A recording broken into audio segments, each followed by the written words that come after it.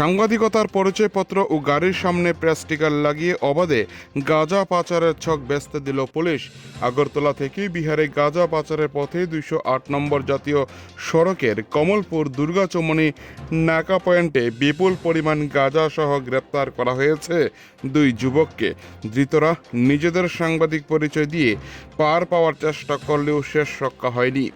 Police সূত্রে জানা গেছে, গোপন খবরের ভিত্তিতে 208 নম্বর জাতীয় সড়কের দুর্গাচমনি নাকা পয়েন্টে পেতেছিল পুলিশ ও নিরাপত্তা বাহিনীর জওয়ানরা।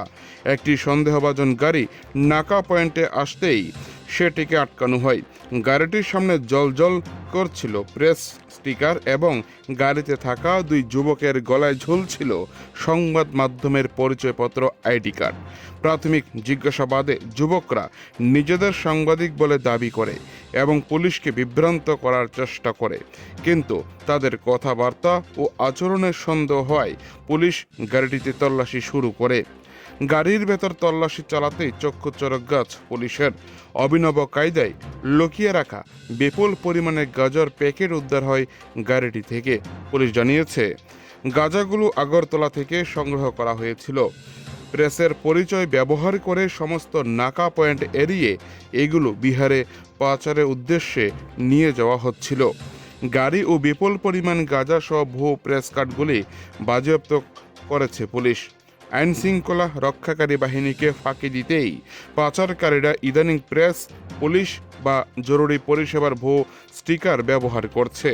তবে নাকা পয়েন্টে তৎপরতার কারণেই এই চক্রটিকে ধরা সম্ভব হয়েছে।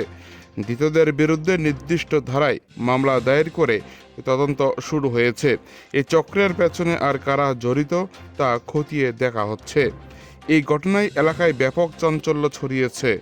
আসল সাংবাদিকদের আড়ালে লুকিয়ে এই ধরনের অপরাধমূলক কর্মকাণ্ডের তীব্র নিন্দা জানিয়েছেন স্থানীয় সচেতন মহল। কমলপুর থেকে নিজস্ব প্রতিনিধির রিপোর্ট, টিভি 100 বাংলা। আমাদের থানাতে আমার কাছে একটা সিক্রেট ইনফরমেশন আছে যে একটা গাড়ি মোহনপুর সাইড থেকে গাঁজা নিয়ে আসছে। ওই ব্যাপারে আমাদের কাছে মানে টপ ইনফরমেশন ছিল। ওই মোতাবেক আমরা একটা টিম থানা থেকে বড়বাবুর নেতৃত্বে এবং এসডিপি সাহেবকে ইনফর্ম করে দুর্গাচমনি নাকাতে আসি। এখানে অলরেডি কর্তব্যরত ট্রাফিক ইউনিট ছিল, প্লাস নাকা স্টাফ ছিল। সবাই মিলে আমরা যৌথভাবে গাড়ি সার্চ করা শুরু করি। কিছুক্ষণের মধ্যে মানে আধা ঘন্টার মধ্যে আমাদের কাছে ওই যে সাসপেক্টেড ভেহিকেল নাম্বার ছিল ইনফরমেশন, ওই মোতাবেক একটা গাড়ি আমরা রিটেন করি। ওই গাড়িতে 3 জন লোক ছিল, তারা 3 জনের বিহারের লোক। এবং এখনও আমাদের যে বর্তমানে আমরা মোটামুটি 15 কেজির উপরে এখনও আমরা রিকভারি করছি, বাকি এখনও চলছে। গাড়ির নাম্বার AS15J8566, টয়োটা কোম্পানির গাড়ি। এখন আমাদের তদন্ত চলছে, সার্চ সিজার কমপ্লিট হয়নি এখনো, পুরো ইনভেস্টিগেশন এখন চলছে। স্যার, তারা নাকি সাংবাদিকের তকমা লাগিয়ে নাকি? হ্যাঁ, একজন ছিল, উনি প্রথমে যখন আমরা ডিটেন করেছি ওনার পরিচয় অ্যাজ এ মিডিয়া পার্সন হিসেবে দিয়েছিল, একটা কার্ডও আছে ওনার। ওই ব্যাপারে আমরা বিস্তারিতভাবে পরে ইনভেস্টিগেশন করব।